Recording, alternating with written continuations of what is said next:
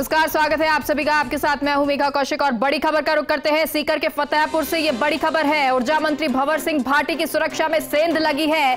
फतेहपुर में स्वागत समारोह में युवक ने मुक्का मारा। फतेहपुर में स्वागत सम्मान समारोह के दौरान की ये घटना और ये तस्वीर भी हम आपको दिखा रहे हैं। मानसिक रूप से पीड़ित युवक बताया जा रहा है और ये तस्वीर आपको दिखा रहे हैं जब स्वागत हो रहा था, स्वागत सम्मान समारोह। उस दौरान भंवर सिंह भाटी को इस युवक ने पीछे से मुक्का मारा।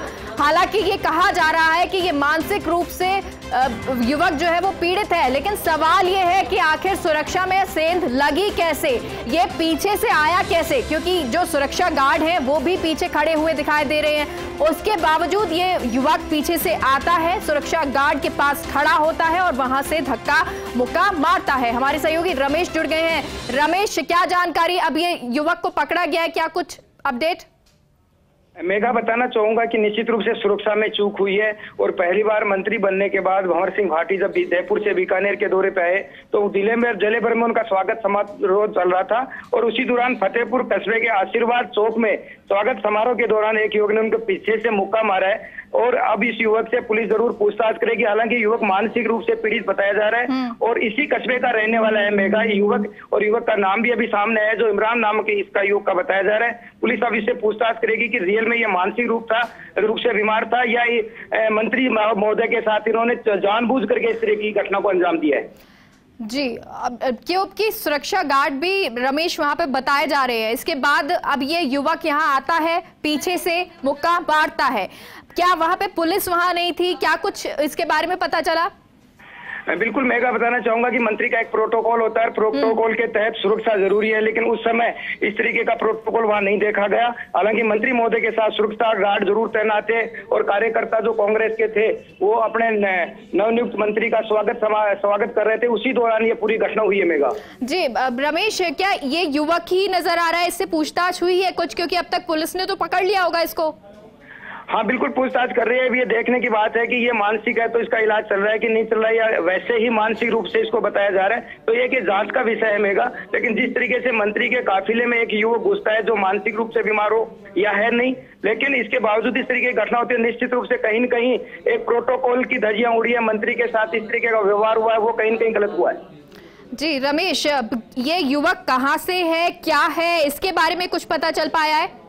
बिल्कुल मेघा, बताना चाहूंगा कि फतेहपुर कस्बे का ये युवक है, इमरान नाम इस युवक का बताया गया है। बाकी अभी ये पूछताछ का विषय है कि बिल्कुल। और रमेश, हमारे साथ सीनियर एडिटर सुधांशु माथुर जी जुड़ गए हैं। सुधांशु जी, युवक आता है, दो गार्ड्स, जो तस्वीरें हम दिखा रहे हैं, मंत्री जी के पीछे दो गार्ड्स लगे हुए हैं, पुलिस वहां पर मौजूद होती है, इसके बावजूद वो युवक पीछे से आकर मुक्का मारता है। तो सबसे बड़ा सवाल तो ये है कि आखिर ये सुरक्षा में लापरवाही क्यों?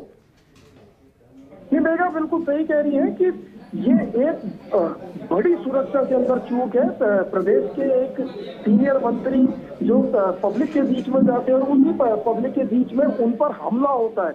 मैं भले ही जिस व्यक्ति ने उनके ऊपर जो है वो हिट किया है वो एक बार ही उसने भले ही जो है मुक्का मारा हो, लेकिन ये मंत्री की सुरक्षा में ना सिर्फ चूक है बल्कि मंत्री के ऊपर हमला हुआ है। जो जिस व्यक्ति ने एक बार उनकी पीठ के ऊपर जोर से मुक्का मारा है, इस बात की भी संभावना से इनकार नहीं किया जा सकता कि अगर उसके वो हाथ में कोई किसी तरह का हथियार होता तो मंत्री को जो है वो नुकसान हो सकता था।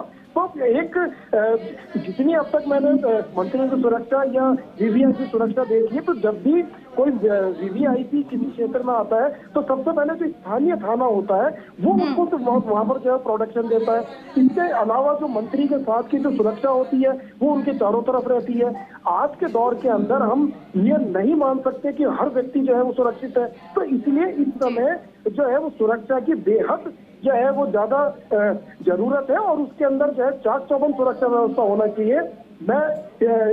हम ये कह सकते हैं कि ईश्वर का धन्यवाद करना चाहिए कि मंत्री को जो है किसी तरह की चोट नहीं आई, लेकिन चोट पहुंचाने के इरादे से ही उस व्यक्ति ने कहीं न कहीं इनको जो है वो मारा होगा। तो सबसे पहला सवाल तो उस जिले के एसपी का कि जिस एसपी के अधीनस्थ जो पुलिसकर्मी है वो अपने ही प्रदेश के एक मंत्री को सुरक्षा नहीं दे पा रहे।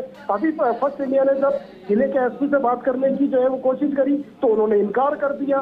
तो कहीं ना कहीं पुलिस से भारी चूक हुई है और मंत्री की सुरक्षा के ऊपर जो है क्वेश्चन मार्क लग गया है। आने वाले समय के अंदर अगर पुलिस ने कोई पुख्ता इंतजामात नहीं किए तो आने वाले समय के अंदर जो है वो मंत्रियों की सुरक्षा पर भी जो है सवालिया निशान लग सकता है। मेरा ये मानना है कि प्रदेश में किसी भी तरह का जो है अगर पॉलिटिकल मूवमेंट होता है तो ये दौर ऐसा है कि उसके अंदर पुलिस को जो है वो चाक चौबंद व्यवस्था रखनी चाहिए।